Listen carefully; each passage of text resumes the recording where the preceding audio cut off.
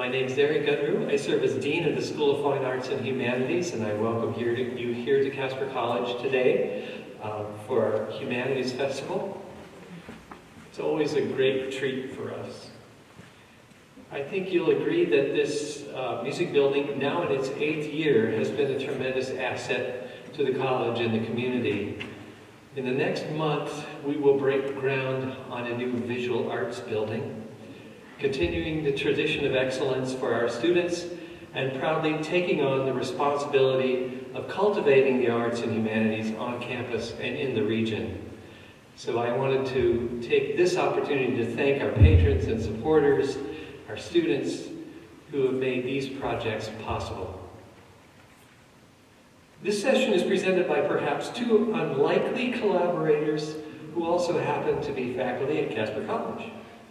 Dr. Barry Smith teaches math and chemistry, holding degrees from Pittsburgh State University in Kansas, including the baccalaureate in math, 2 master's degrees in math and analytical chemistry, and finally the PhD in analytical chemistry from the University of Wyoming. Dr. Josh Mietz teaches woodwinds and conducts wind ensembles at Casper College. He holds degrees in clarinet performance from the University of Colorado, a Master of Music from the University of Montana at Missoula, and the Doctor of Musical Arts from the University of Nebraska at Lincoln. Their presentation explores the discovery and celebration of the neutrino, so be prepared to think small. Particles, that is. It's a great thing when arts and sciences can intersect for the benefit of all, so please welcome Barry and Josh.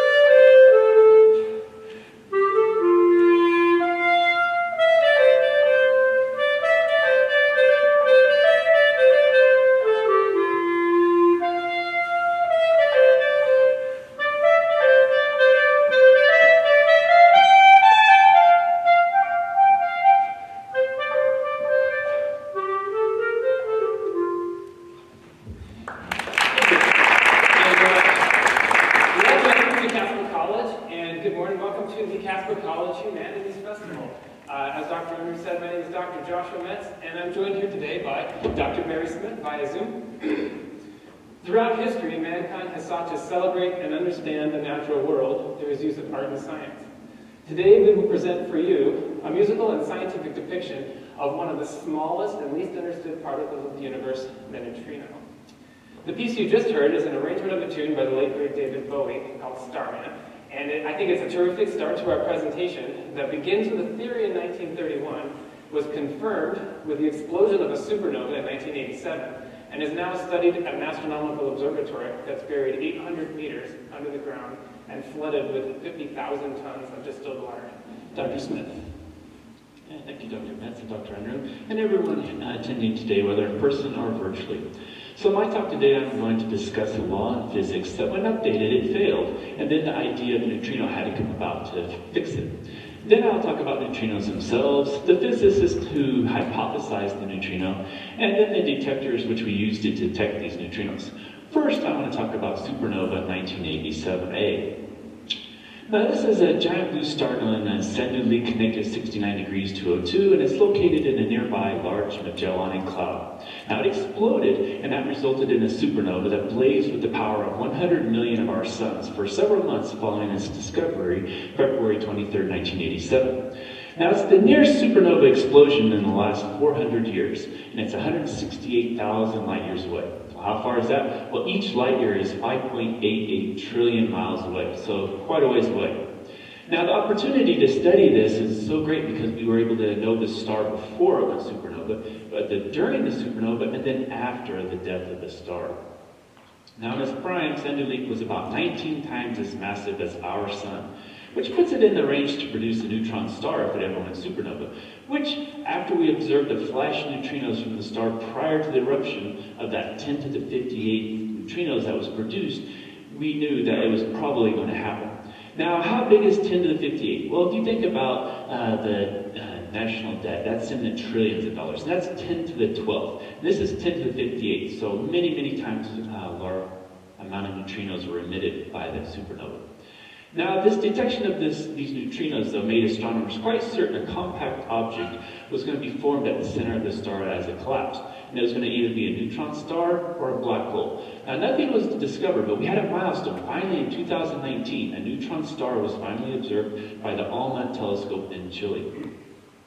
Now, this is what the neutrino or the supernova looked like in the Magellan Cloud. So if we zoom in here a little bit, we can see that the center here, there's a little white dot. That's where the star used to be, and then there's 3 rings around it. That's the supernova that we were able to see from Earth. Now, when it went supernova, it sent those neutrinos hurtling through space. So the next piece I'm going to play for you is a reflection on the expansive nature of space and of things hurtling through it. It was written in 1986, shortly before the first neutrinos from supernova 1987A arrived on Earth, by a composer who's also a friend of mine, his name's Eric Mandat. He's known for writing some of the most adventurous and out there clarinet music, and it's really, really great stuff. I really enjoyed playing his music. I first heard this piece in 1997, and I immediately knew that I wanted to perform it. Now, if you've never heard or seen someone perform this piece before, please don't be alarmed. I'm perfectly fine. But you're going to see me do some things that clarinets don't typically do. One of those things is I'm going to breathe and play at the same time. We call this circular breathing. I'm going to play more than one note at the same time. We call this multiphonics. And I'm also going to sing and play at the same time. And I'm not sure what that's called, but it's a lot of fun. So, since this piece is from a set of folk songs, the name of the larger piece is folk songs, I like to imagine that the Predator from the Arnold Schwarzenegger movies had a folk song. It might go something like this.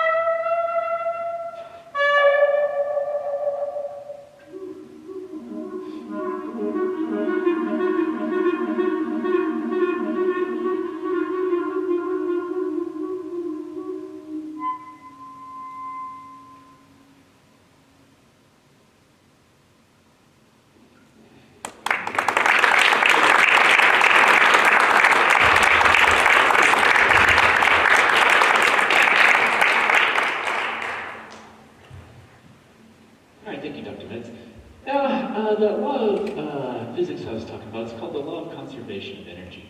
Now, through the late 1800s, we had this law, and it was basically that energy cannot be created or destroyed. It just changes forms. And the three forms that change between was kinetic energy, potential energy, and thermal energy. Now, what is energy? Well, energy is the capacity to do work. So kinetic energy is the energy of motion, so it's already doing the work there. Now, potential energy is stored energy, or the energy at rest. And then we have thermal energy, which is heat generated by friction.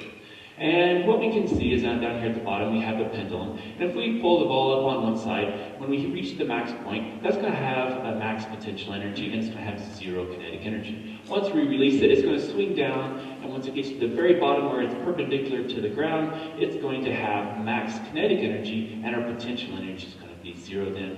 And then we're going to swing back up to the other side where our potential energy is again max, and our kinetic energy zero. Now, in the center we have this box sitting on a ramp. As it sits there, it has a lot of stored energy.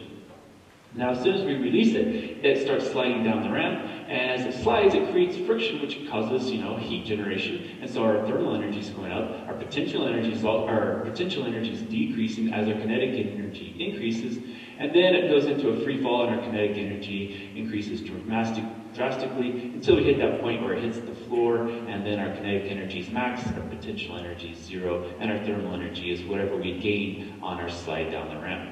Then our final, we have an appliance, we plug it in, we get that electrical energy. Well, that's converted into mechanical energy and thermal energy, and mechanical energy is just kinetic energy and potential energy that you can use to mix your battery. Now, in 1905, Albert Einstein created the theory of relativity. So this new relativity physics said, well, hey, mass is going to be recognized as equivalent to energy now in systems of high-speed particles, hence the neutrino's high-speed particle.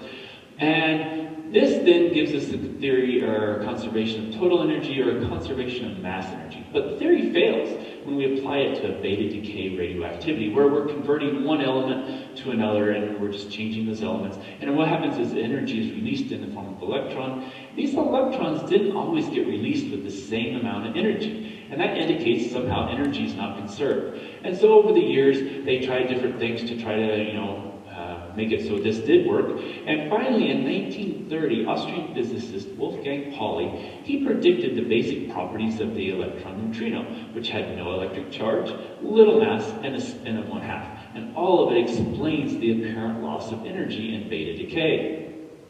So what is this neutrino he was predicting? Well, it's an elementary subatomic particle, so it's very most basic particle type. And think of an electron. Now, there's no electric charge in a neutrino, unlike, with an electron has a negative charge. The neutrino has very little mass. It's 500,000 to 6 million times smaller than the mass of the electron, actually. And it's the most abundant particle in nature that has a mass. And it also has a 1/2 unit of spin on it.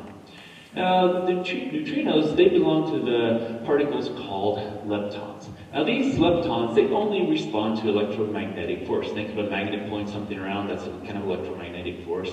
It responds to the weak force, which underlies certain processes of radioactive decay, and also the gravitational force. But because, due to its very, very small size, that's negligible for the gravitational force. And it's not affected by the strong force, which is what holds quarks together to form protons and neutrons. Now, these neutrinos also do not interact with matter. In fact, 600 trillion of them just pass through your body harmlessly in the last second. Okay? And this is why they call the ghost particle, because they can fly through things and they're not stopped. Now, the majority of our neutrinos on Earth that we detect are actually from nuclear reactions inside our sun. And the flux is about 65 billion, that's that 10 to the 10th now, so it's a little less than a trillion, solar neutrinos per second per square centimeter of Earth. Okay? Now, in astrophysics, neutrinos are really helpful because as other particles are traversing our galactic and extragalactic distances, they're deflected, they're scattered, or even altogether stopped by matter, our gravitational or magnetic fields. But our neutrinos, they pass through all these uninhibited, and so they're excellent sources of information from the far reaches of our galaxy. Now, there are 3 flavors of these neutrinos, as they call it in physics. Instead of types, they call it flavors, and each is associated with a charged lepton. So the charged leptons we're looking at are the electron, the muon, and the tau. And the electron gives us the electron neutrino, which is what Pauli hypothesized about, and it was first detected in 1956. And the muon neutrino, it was first detected in 1962. And while the tau was discovered, the tau particle itself was discovered in 1978, and we theorized that there was a tau neutrino, it wasn't actually detected until 2000 when we got a detector that would actually be able to detect these types of neutrinos. Now these neutrinos actually don't stick to one flavor. They change as they travel through space. And so what that's called is oscillation. So they're oscillating through these 3 different flavors. And this oscillation was discovered by a few places. One of them was in Japan, and the other one was in Canada. And they won the Nobel Prize for finding this oscillation. Now, of course, the person who discovered the actual electron neutrino back in 1956, they won the Nobel Prize as well. Now, each type of neutrino, whether it's the tau, the muon, or the electron, they all have an antimatter component called the antineutrino. Now, because it's hard to say antineutrino, neutrino, and all this stuff, they usually just say it's the neutrino, and it refers to both the particle, the antiparticle, and the neutrino, as well as our next piece. Excellent, thank you, Dr. Smith. This next piece is the piece for which this program sort of originated.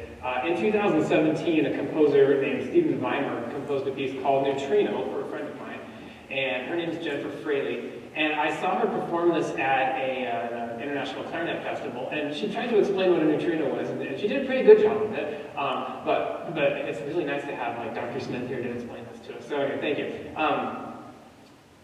Jennifer Fraley is an outstanding E-flat clarinetist, and she teaches at the University of Wisconsin-Eau Claire. And then Stephen Weimer is the instructor or the professor of music theory and composition at Millikan University in Decatur, Illinois. And what he was trying to do was capture the energetic nature of the neutrino through a composition for this instrument. And you may notice that I'm playing the E-flat clarinet, which is roughly 2/3 the size of the B-flat clarinet, which is like if you played clarinet in high school or junior high, that's the one you started on. It's very small, and it kind of like the neutrino, it has this sort of little compact power to it. Now, I see some of our music theory students. How many music theory students do you have here? Raise your hands, please. Yeah, okay. So for you guys, I put this part of the program just for you guys. So this piece is composed on trichords, which are juxtaposed by a major seventh, thus giving a sense of chromaticism while also maintaining a sense of harmony built on thirds. Structurally, the piece is a loosely adapted rondo. That was a lot of music theory talk. So for everyone else, try to imagine tiny particles traveling at 184,000 miles an hour and effortlessly passing through time and space and unimpeded by matter ever since the Big Bang.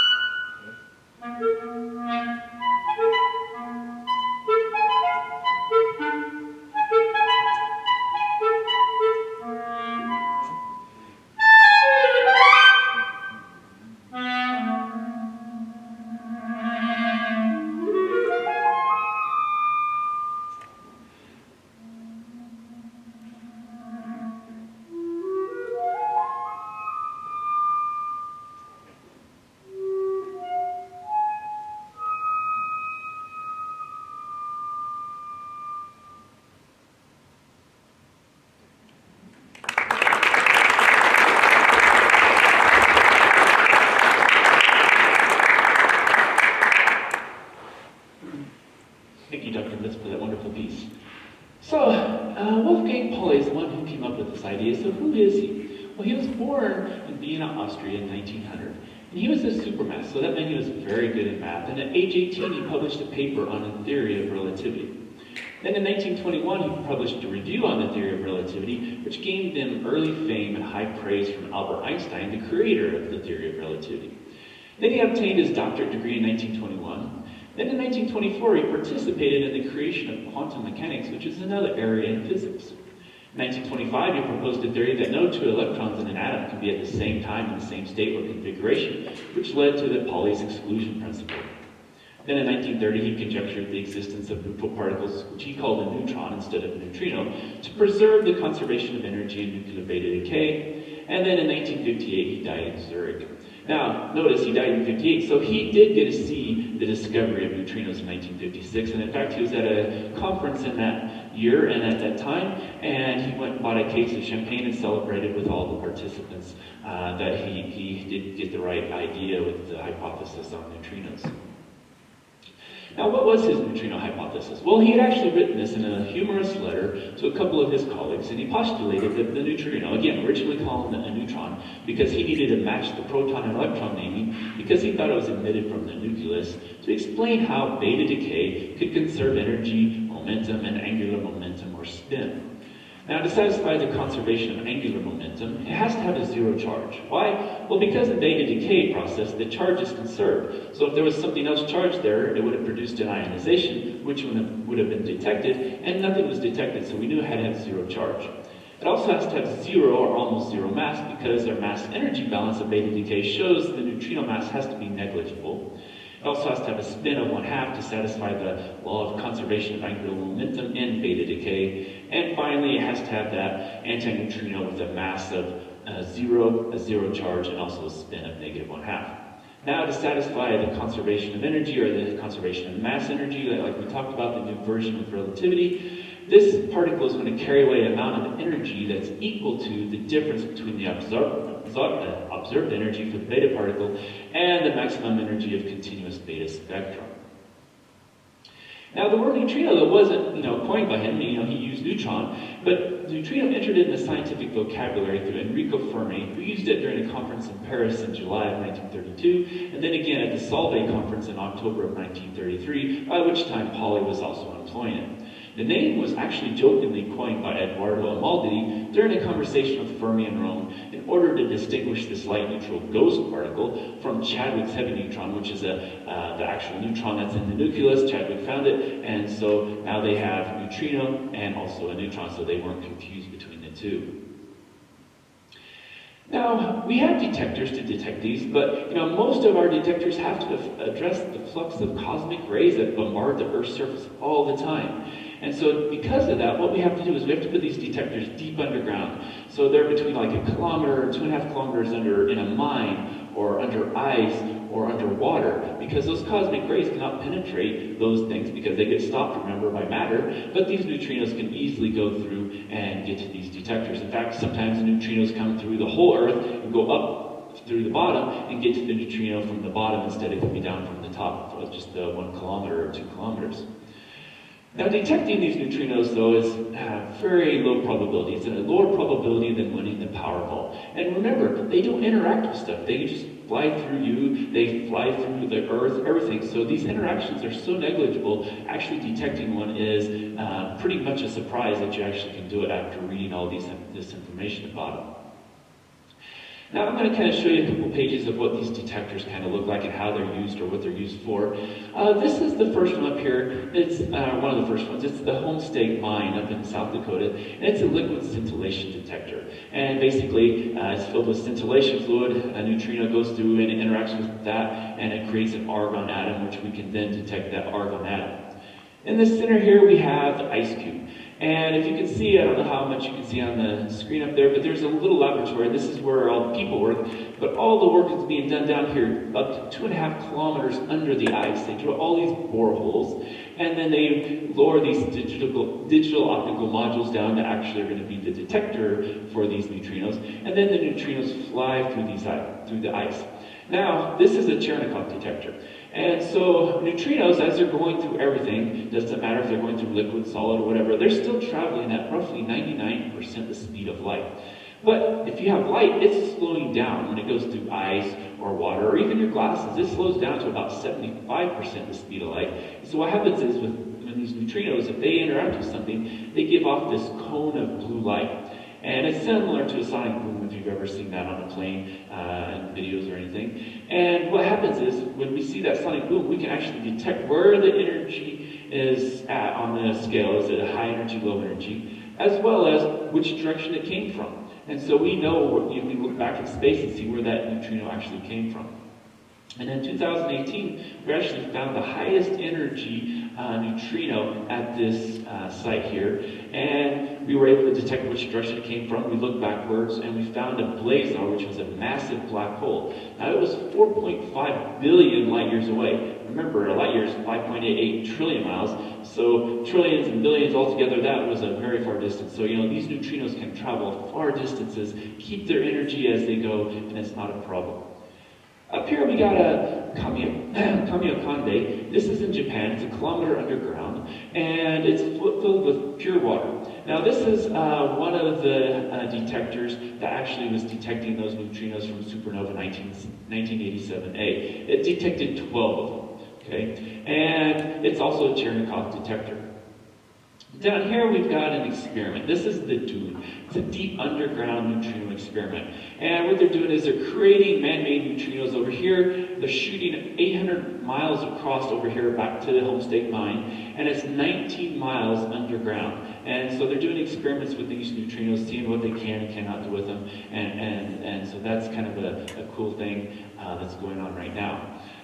Here we have the Sudbury Neutrino Observatory, and this is one of the places that was looking at the oscillations of the neutrinos. So they actually are one of the places that won the Nobel Prize for this. Okay. Now they of course won the Nobel Prize for finding the first neutrinos, the electron neutrinos, in 1956. And they won the Nobel Prize a few years later for that.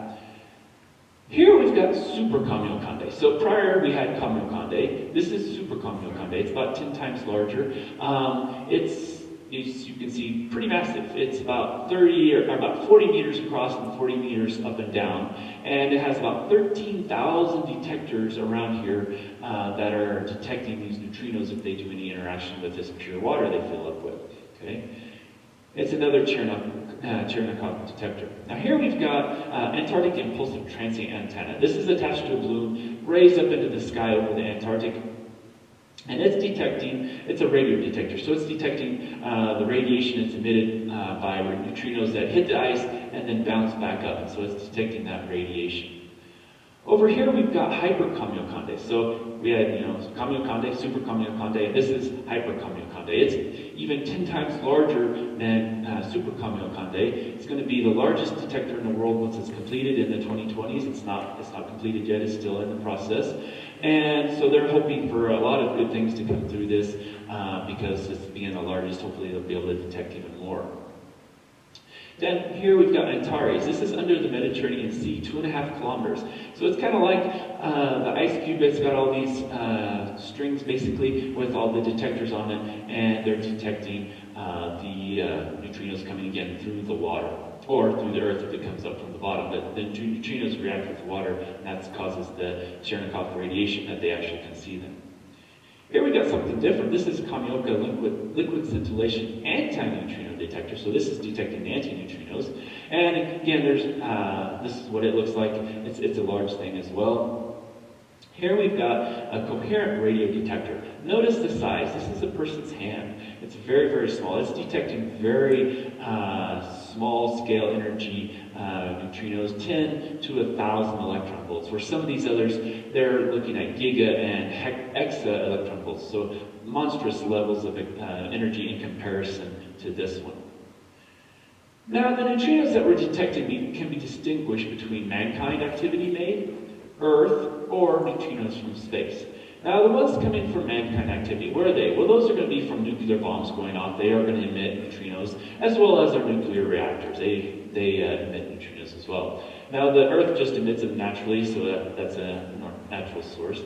Now, neutrinos from the Big Bang. So back, millions of years ago, the Big Bang happened, and we're still seeing those neutrinos now. Although we actually haven't detected them because these are very, very small energy neutrinos. These are 0.0004 electron volts. Whereas remember, that smallest detector was looking at 10 electron volts. So orders of magnitude difference there. And so until we get an actual detector that can detect these are again basically in theory they're out there, but we haven't been able to see them. Then we get the neutrinos from the cosmic rays coming down on us. We also get neutrinos coming from very cataclysmic phenomena, such as the explosions of supernovae or electron star coalescence. And we also have all those solar neutrinos coming at us and hitting us on a solar wind. Thank you, Dr. Smith. This next piece is called Solar Wind, and it's by Ryan Woodhouse. So every star is a sun in its own solar system. And every time you feel the warmth of the sun on your shoulders, you should know that the energy you are feeling began its journey deep within our own sun about 10 million years ago. They bumped into each other deep within until they eventually broke free and traveled in our direction at the speed of light.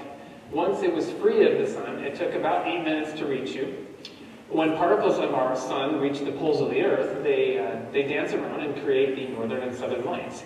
This piece is a depiction of the journey undertaken by those larger particles from the sun to the aurora and australis borealis. This piece is called Solar Wind.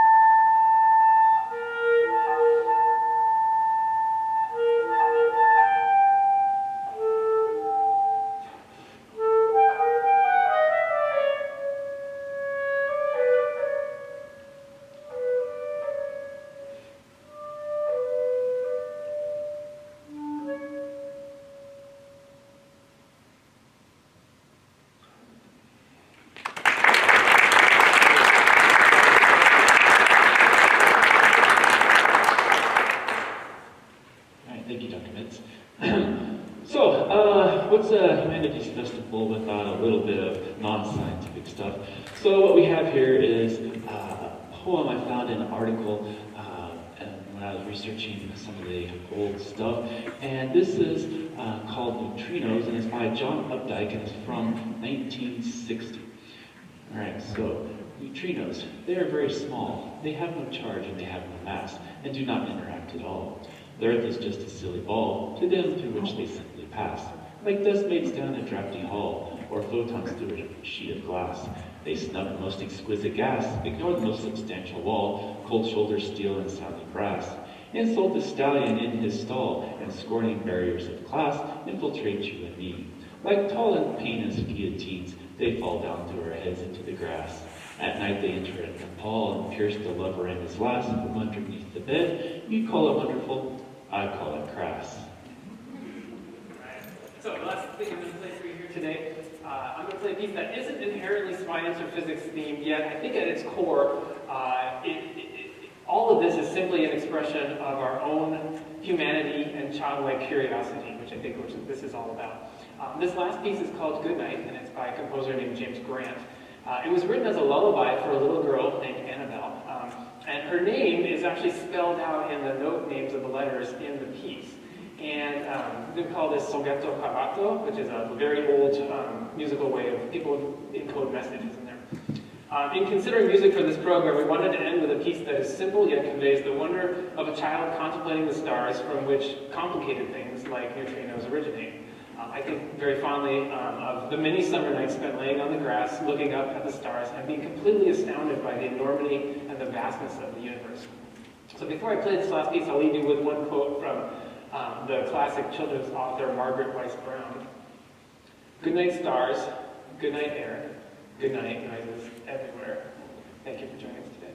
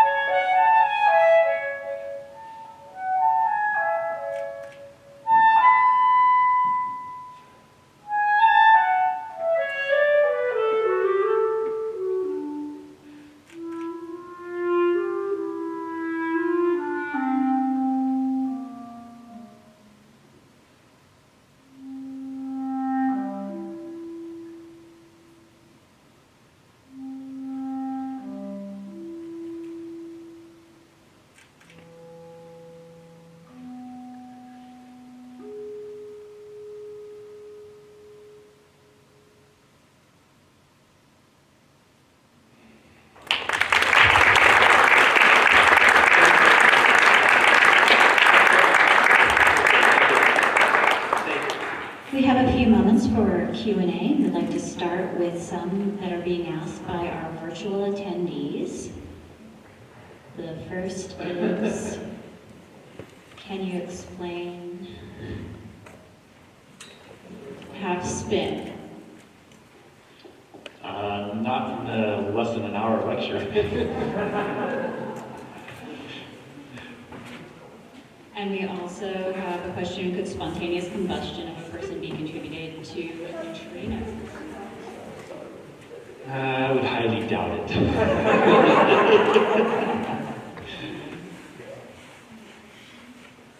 On the left side.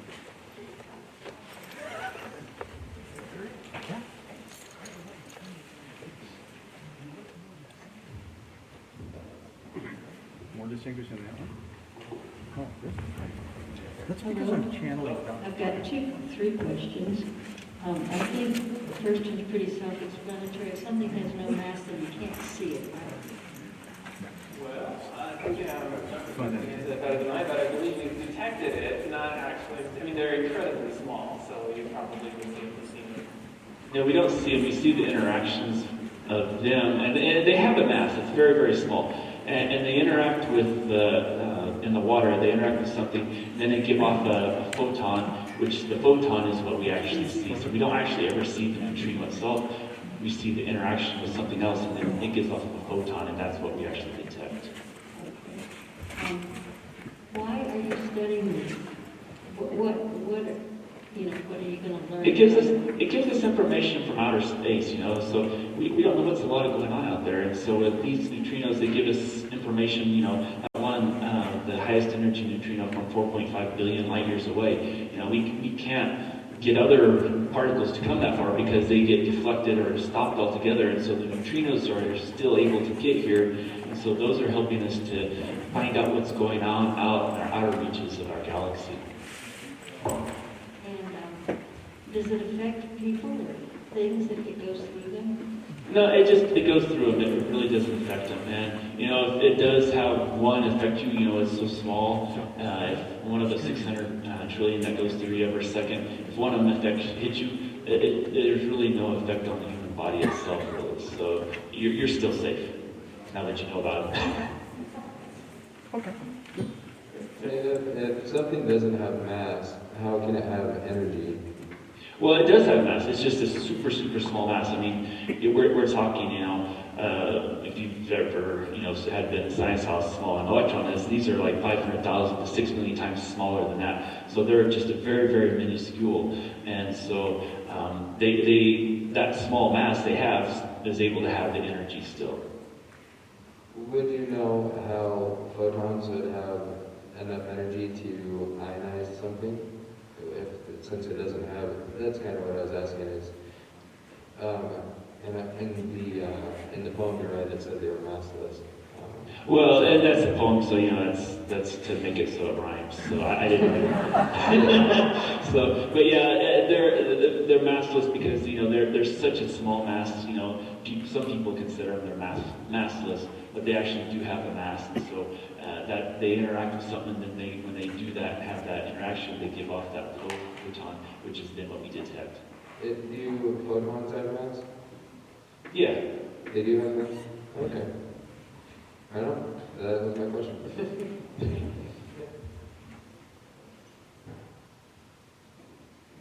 All right, thank you, Dr. Metz. Dr. Smith. Thank you very much. Thank you.